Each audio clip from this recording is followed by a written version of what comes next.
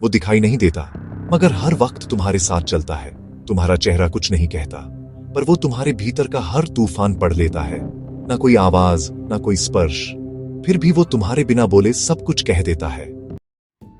भारत ने इसे तेज कहकर वंदन किया, तिब्बत ने इसे लाइट बॉडी बना साधना में उतारा, मिस्र ने इसे आत्मा की रोशनी कहा, इस्लाम ने इसे नूर मानकर रूह की पाकीज़गी का दर्जा दिया, और जैन मुनियों ने इसे लेश्या कहकर आत्मा के रंगों में देखा।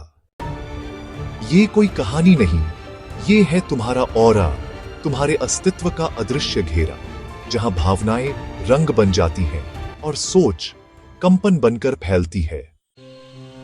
इस ओरा के 7 रंग शरीर के 7 चक्रों और अंगों से गहराई से जुड़े होते हैं। हर रंग एक कहानी कहता है, तुम्हारी ऊर्जा, सेहत और आत्मा की कहानी। लाल रंग मूलाधार से उठता है, ये रंग तुम्हारे ओरा का आधार है। जब ये तेज होता है तो शरीर मजबूत होता है, रीढ़ की हड्डी जैसे खंभे को स्थिरता मिलती है।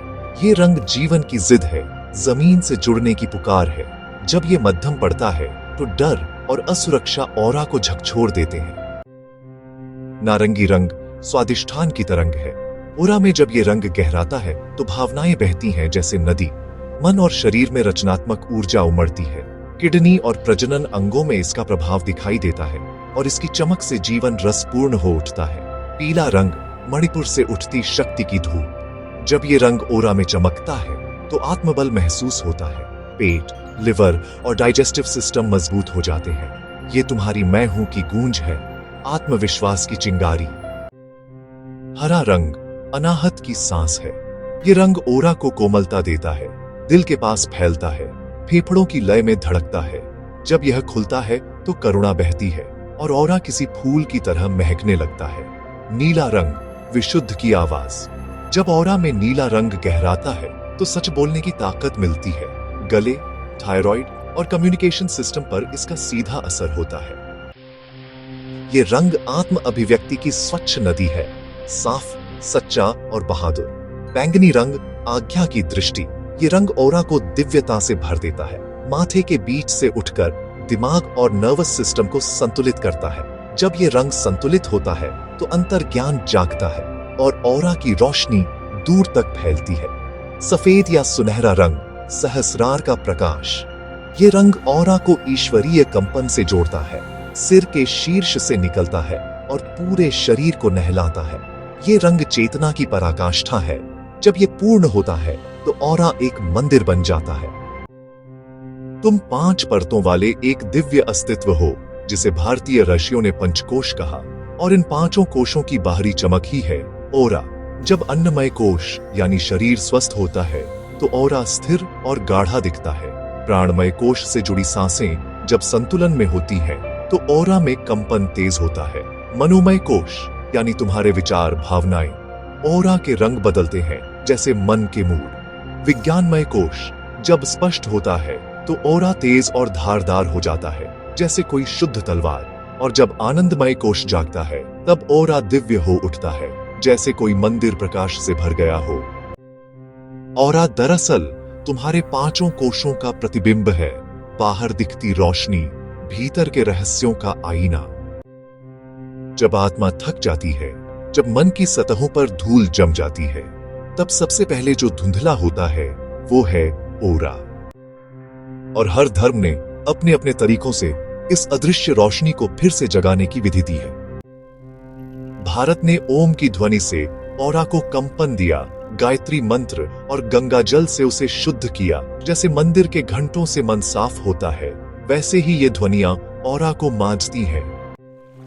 बौद्ध भिक्षु मौन की गहराई में उतरते हैं और ओम मणि पद्मे हूं के मंत्र से ओरा की परतों को पिघलाते हैं। तिब्बती सिंगिंग बोल्स की लहरें आत्मा के चारों ओर दिव्यता की चादर बुनती हैं।